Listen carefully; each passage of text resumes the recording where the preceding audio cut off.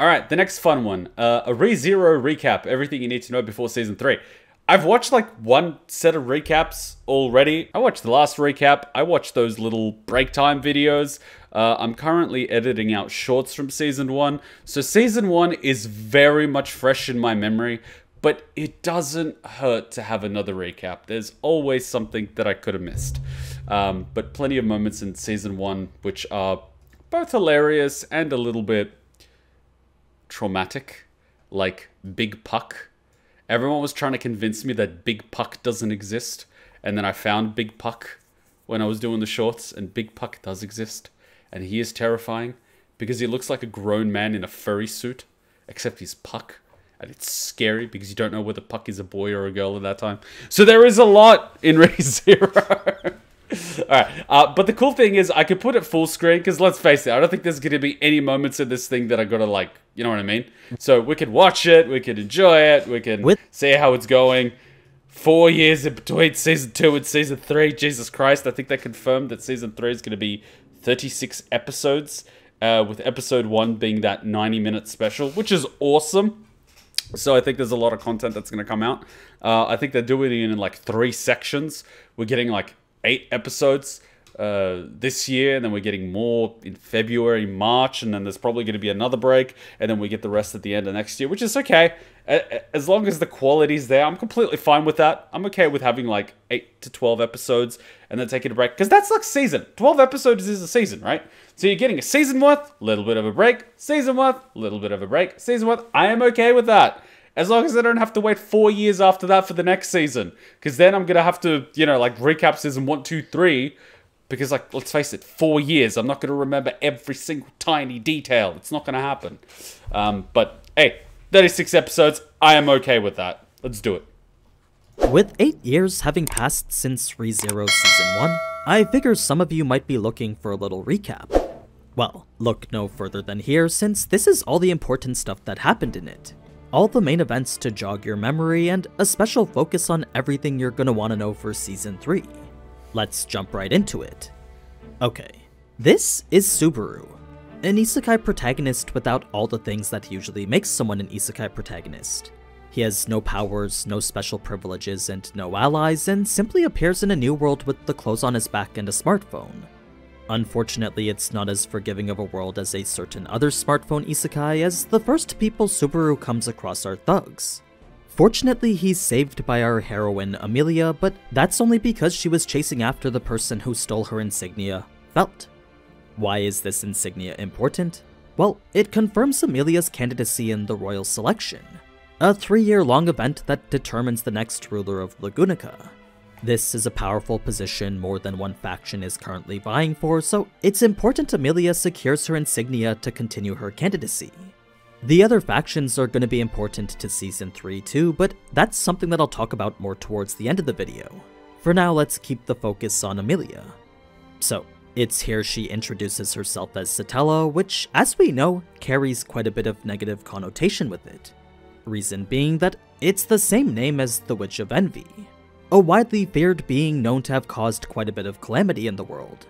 Subaru and Emilia then continue their search for her stolen insignia, end up in the slums where they come across Old Man Rom's loot house, then both meet a grisly death at the hands of an unknown assailant.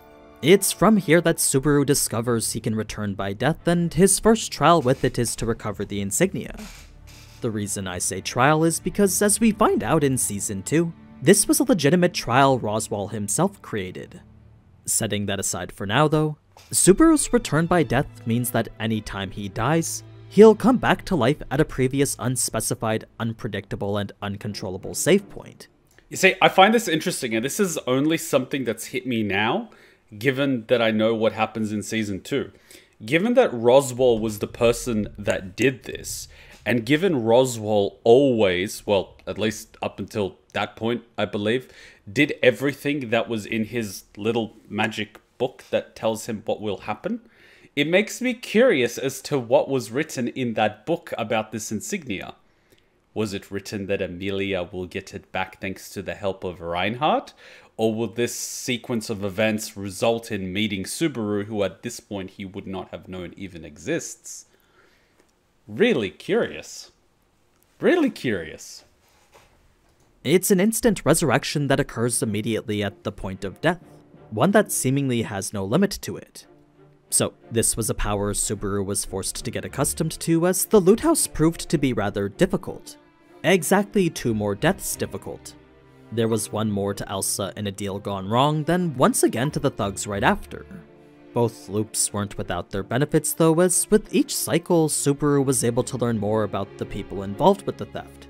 There's Felt, the girl who stole the insignia, Rom the old giant acting as her guardian, then the late Edition Reinhardt, who might as well be God himself. He's actually the reason Subaru's even able to survive the next loop, as his involvement ensured Subaru's safety, albeit barely. So, with Subaru's actions having a direct impact on Emilia's insignia being returned to her, that was enough to earn Emilia's trust and have her bring the injured Subaru back to the mansion of her benefactor. You know, I have to give credit to Reinhardt in this one, and it just hit me. Reinhardt is trying to get Felt to win the nomination. Well, first he's trying to get her to actually be part of the nomination, because if I recall correctly, she wasn't interested. But secondly, he returns the insignia to Emilia, knowing full well what the insignia is. And one of the quickest ways for him to get Felt closer to winning is to knock one of the other 3 people out of the race, which he had the opportunity to do so. And he could have gotten away with it. Like, he could have very easily gotten away with it, but he didn't. Instead, he chose to return it and to help them and all this other stuff. So, say what you will, at least Reinhardt is a person of, at the very least, integrity. But I'd argue maybe even a little bit of honor. I don't know, a little bit, just a smidge. Gotta give credit where credit is due. It's here Subaru is eager to prove himself, all while getting acquainted with a brand new cast of characters. So, there's Roswell, Lord of House Smathers and Head Court Mage to Lagunica, his 2 maids, Best Girl Rem and her sister Ram, then the great Objection, I think you got it the wrong way round. Spirit of the Forbidden Library, Beatrice. Initially, things seem rather calm at first, but after 2 sequences of back-to-back mysterious deaths, Subaru is led to believe that there's a threat within the house. It was enough to make him leave and try to scope out the mansion from a distance. This revealed the shocking betrayal of Rem, commencing the progressive deterioration of Subaru's mental state. Reason being that, just like the cycle of loops before, Subaru had once again used each to become more acquainted with everyone. This made each death increasingly frustrating, since to see these people he knew want to kill him out of mistrust, well, that hurt both physically and emotionally. So, Rem kills Subaru up on the mountaintop, Ram tries to kill him after Rem mysteriously dies in the next loop, then Subaru has a full-on mental breakdown in the loop after that. It all led towards this pivotal moment with Emilia, since nothing heals quite like a good lap pillow. And the real funny part that I find about this is when he has this full breakdown after, I don't know if we call it a reset or resurrection, because resurrection is coming back from the dead. He's not coming back from the dead, he's just going back into the timeline where he didn't die yet. So, like, bad end, Zero Escape style, we're going early, right? He has this full breakdown, like, day 1 in the mansion, and he just has this full breakdown. And Emilia's like, I feel sorry for this guy. I have absolutely no idea what is, like, happening, because let's face it, day 1, right? But clearly, there's a problem, you know what I mean? It's just like, it's okay. There, bear, right? Like, from her perspective, this guy's just losing his shit for absolutely no reason. Just putting it out there. I mean, I guess it would be frustrating that you spent a day or 2 getting to know a person, and then they distrust you, and then you reset and you get to know another person, and they distrust you, and then you reset and you get to know another person, and they distrust you. I mean, logically speaking, we could see that making sense, because 1 or 2 days isn't much. And he is also socially inexperienced, so I guess that would make sense, because his social experience is from playing video games mostly. But, like, yeah, I guess. I mean, you could have a mental breakdown at that point, because you're kind of hitting a brick wall, right? You're, like, trying to do this, you die. You try to do this, you die. You're trying to do this, you die. You try to go the way around it, you end up dying, and you find out that this person doesn't trust you. It's like, holy shit, you start questioning everything. I mean, everyone has their own limit, right? Nothing heals quite like a good lap pillow. This was the turning point for Subaru and the true beginning of his journey with the Emilia camp. That being the case, Rem and Ram start to trust him a little bit more. Beatrice becomes more acquainted with the person always invading her library, then the mystery of his first death starts to unravel itself. As it turns out, the curse placed on him was a result of mob beasts, demon-like monsters created by the Witch of Gluttony. They were being controlled by Emilia, who, if you remember from Season 2, is a mob beast master. Now, you may think that this too was a trial set up by Roswaal, but it's important to note it actually wasn't. Whoever hired Emilia is someone whose identity still remains a secret to us. In any case, it's after this that Subaru and Rem go through that whole bonding experience. With a constant back and forth of life or death situations, that shared conflict led the two of them to become closer. It's a key relationship that heavily defines both their characters onward. It's called trauma bonding. Especially in the next arcs of the Royal Selection and the Whale Hunt. So, with Subaru now a full-fledged member of the Emilia camp, he decides to accompany them to the royal capital where all candidates of the Royal Selection are finally introduced to us. There's the Honorable Valkyrie Krush, the great businesswoman Anastasia, the Sun Princess and Bloody Bride Priscilla, then the former thief and slumdog Felt. Each have their own personal knights too, who through one way or another, Wait, the cat is a knight? I thought... Wait, hang the fuck on. Each have their own... I thought the knight was Wilhelm. Why is the cat... What? Help me out here. I thought Wilhelm was the knight. Did I misunderstand something? Yes, Felix is a knight. Then what the hell is Wilhelm? I haven't seen this thing do any combat whatsoever. I am so confused right now. Own personal knights too, who through one way or another, Subaru also becomes acquainted with. The one who takes the spotlight here though is Julius and the rivalry he creates with Subaru. You see, after sticking up for Emilia and calling himself her knight, Subaru had unknowingly insulted everyone present who was a knight. It was Julius who then stepped up to put Subaru in his place, but Subaru's pride wouldn't allow that. No, he instead doubled down on everything he was saying, digging deeper the hole both himself and Emilia were sitting in. This is where Subaru's insecurities come to the forefront, since despite knowing he'd never win in a duel, Subaru challenges Julius anyway. He's then humiliated exactly how you'd expect, setting in motion a perpetual downward spiral of pain and misery. You see, after acting out of impulse and embarrassing both himself and Emilia, the damage done had caused Emilia to cut ties with him. It's from here Subaru starts to unravel both mentally and emotionally, leading to this growing sense of self-loathing as he's left behind in the capital. Fast forward through some sword training with Wilhelm, a few discussions with Krush about the royal selection, then one glorious lap pillow with Rem, and that's when we get to the next set of deaths for Subaru.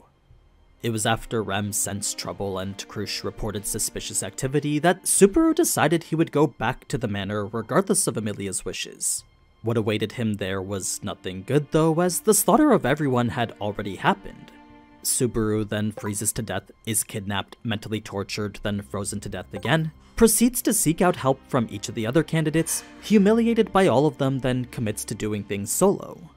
It's this time he encounters the White Whale though, who erases Rem from existence and leaves Subaru to get picked up by the Emilia camp. You know, I'll just put this now. I know you said it was a smartphone. It looks like one of the older phones, not a smartphone, but like one of the old flip phones where you still had to hit the number multiple times in order to get each letter.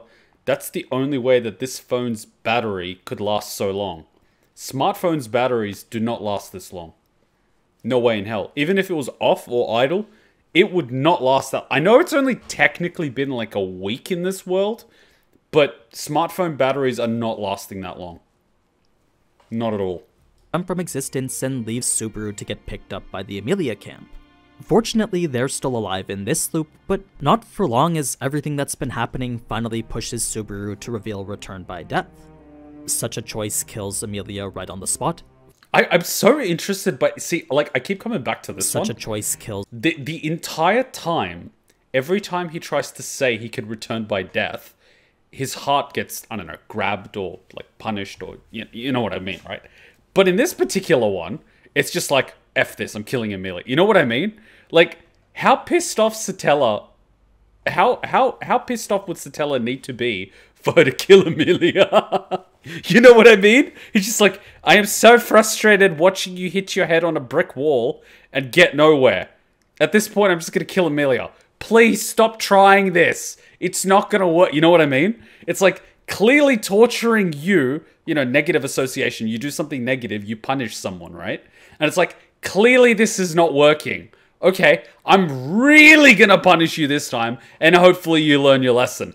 Bam! Emilia's dead. By the way, I'm not gonna kill you, but I know you're gonna want to reset, so have fun with that. You know what I mean? It's like the ultimate, I'm getting tired of this shit, you know? Like, Satella's just like, I'm tired of this shit. You gotta learn your lesson. Like, you're gonna find out there's something worse than dying. Emilia right on the spot, forcing Subaru to restart by any means necessary. So, after begging Beatrice then Betelgeuse to kill him, it's Puck who freezes him to death for a third time. This I love how he couldn't get Betty to kill him. Up until that point, she's basically like drained him of mana, kicked him out of the room, and done a bunch of other things. He's like, kill me please. No. Shit. Goes to Betelgeuse. Kill me please. No. The fuck? And eventually it's just Puck. Kill me please. No. Emilia's dead. What? is where Subaru reaches his maximum breaking point so far and decides, you know, maybe Rem is good enough for him. It leads to the best episode of anime I've ever watched and the overall redemption of Subaru for the better. He may have just done Rem dirty, but the support she provided was enough to set Subaru back on track again. So, Subaru's then able to broker a deal with Krush and Anastasia, setting in motion a plan which would help all three of them. I just have questions about this one. In this one, he negotiated the mining rights to Emilia's, do I call it a kingdom? Was he even in a position to make such a negotiation? But anyway, minor detail! They would defeat the White Whale, then proceed to wipe out Betelgeuse, the first major diplomatic move Subaru would make in this world. He likely didn't realize it at the time, but his role in all this would cement his position within the political landscape. He wasn't, Rem was. Ooh. It had earned the Emilia faction several new allies, as well as saved them from their imminent demise against the Witches cult. It had also improved Emilia's reputation by association, since who wouldn't be happy with someone who helped to defeat one of the great mob beasts? In any case, the battle with the whale had highlighted Wilhelm's tragic past, while the rest went towards Subaru's redemption. Subaru did meet one hiccup along the way, but that just helped to make sure they could take out Betelgeuse for good in the next loop, a joint endeavor Julius and Subaru took on together. Eventually, Subaru's involvement is revealed to Emilia, leading to the big climax where he finally gets to help her. It's after that his feelings and loyalty are both made clear, finishing off the season with their emotional reunion. Emilia isn't yet ready to reciprocate those feelings, but she is open and happy to receive them, laying the groundwork for a more intimate relationship to be built next season. Before we can talk about that though, there's a few key events from this season that you're going to want to know for Season 3. Obviously, the royal selection is the biggest, since this is after all the main ongoing plot point. So, aside from Emilia being a candidate herself, we'll be seeing a lot more from all the other factions. There's Anastasia, the one bringing them all together, making us wonder what it is that she wants from them. I mean, with her flair for business and manipulative tendencies, it's more than likely whatever it is she's planning has her come out on top. You know, I mean, just putting it out there, if she could somehow find what the motivation of each candidate was to be the leader, and she was able to broker a deal that they would receive those things in exchange for dropping out of the race, she could technically blitz this candidacy easily. Because look at it this way. If you're felt, and the only reason why, and I'm just hypothesizing here, you want to even be considered a candidate is so you could help the disenfranchised people in the slums. If she was to promise you to look after those people and provide them with opportunities, housing, and all these other things, which is basically giving you what you want to get out of being the leader, in exchange for just dropping out of the race. Wouldn't it make sense to do it? I mean, you get what you want at the end of the day with zero work. Sounds like a good deal, right? I mean, that is the business approach to the situation. It's just a negotiation. So, I don't know. I'd love to see something like that. Because that would be smart. That's how a business person would deal with such a scenario. She's supported by the mercenary group, the Iron Fang, and her motive for ruling is simply out of greed. Next is Subaru's closest ally, Krush, but her incident in Season 2 has left her at a disadvantage. Where she was once a frontrunner for her noble and pragmatic attitude, the loss of her memories makes her far less threatening. Her faction is still quite strong, what with Wilhelm, Felix, and a sizable military force, but that alone isn't enough to get what she wants.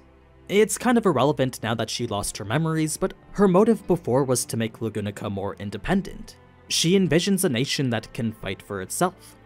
Priscilla's a candidate more shrouded in mystery, since while her arrogant attitude makes her seem hedonistic at first, to me it seems like there's an additional layer beneath that.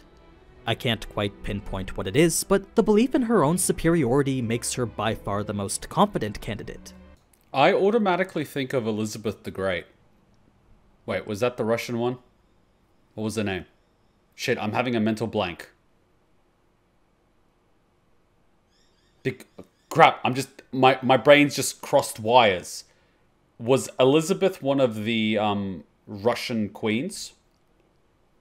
Or is that... Wait, does it start with C? Catherine the Great. Was it Catherine? Shit, my brain. Sorry, my brain just crossed wires because I know you had a few Elizabeths in the British monarchy that really did a lot of shit. Whereas Catherine... Yeah, Catherine the Great was the one in Russia that really modernized Russia at the time.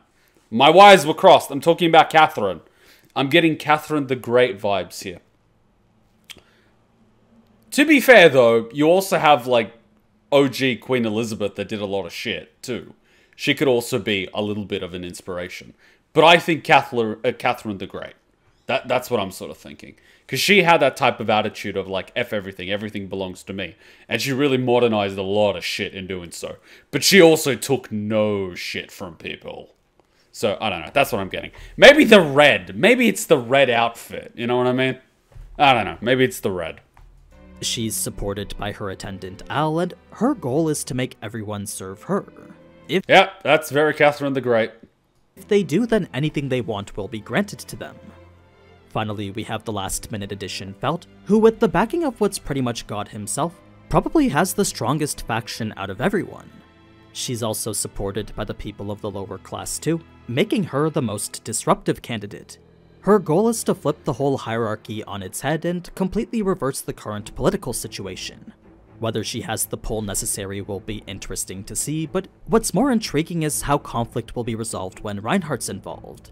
You see, with him now being present for Season 3, I can't imagine there's a threat strong enough to challenge him.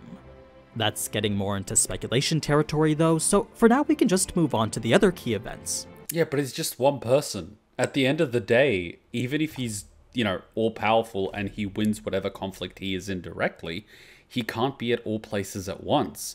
You've essentially got a Season 2 scenario with, like, Roswell and Subaru. It's like, how can you be in two places at once? That's the thing. You can be the strongest piece on the board, but you can only make one move every turn. There's actually not too many others from Season 1, but if you like Wilhelm, then we'll be seeing a lot more of him too.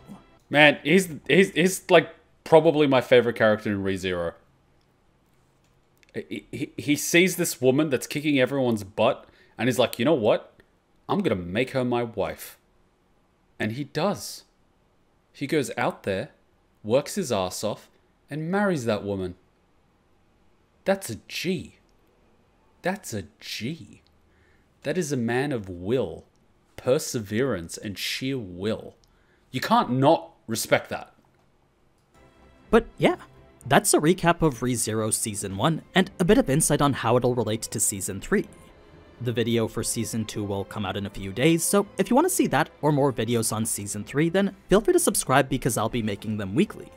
But anyway, as always, thank you so much for watching, and if you enjoyed this type of anime content, then you already know what to do. Elizabeth II kept the existence of flush toilets hidden for 200 years because the guy who invented it insulted her in the media. Yes, she was petty. We know that. And we also know that flush toilets would have decreased the amount of disease that was rampant in that part of, the British Empire at the time. Because, as we know, they were just throwing their doo-doo onto the street that the rats were getting in and causing disease and pestilence and possibly plague. But she got insulted, so fuck the people, right?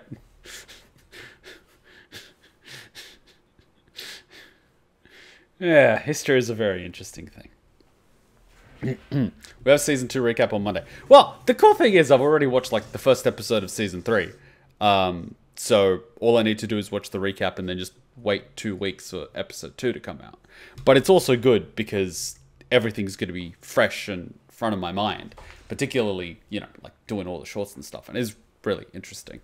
But it's kind of good that they're upping the ante a little bit, because so far it's been like, Betelgeuse is awesome, right? But you've got one archbishop in season 1, and then they revealed that there's additional archbishops in season 2, and then on top of that you've also got the witches. But also the reveal that there is an additional witch in play that we didn't suspect even existed, because we assumed deadly sins is 7 rather than 9. Because, they kind of combined a few. And so now there is an actual witch in play, as well as just an archbishop or archbishops, right? So it kind of increases it a little bit. And so the biggest threat being an archbishop and a mana beast in season 1, and then being like, the magnitude has increased. It's increased, which is good. Because there's a lot more people in play. And especially when you're like in a capital city or one of the other cities where you have a lot of people, you have to increase the magnitude. So it is going to make it fun.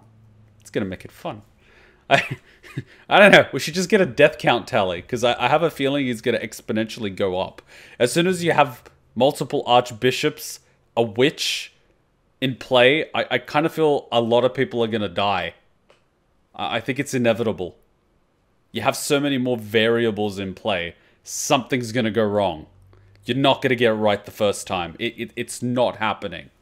Good luck with that. Hey, did I hand you a shrinking potion by accident? I could have sworn that was the gender swapping one. Don't be hating. She's fun size, that's all. She doesn't even have to get on her knees to blow. You want to add anything to that conversation? Nope, I'm good. In fact, I think your new size makes you an even more formidable and stealthy ninja.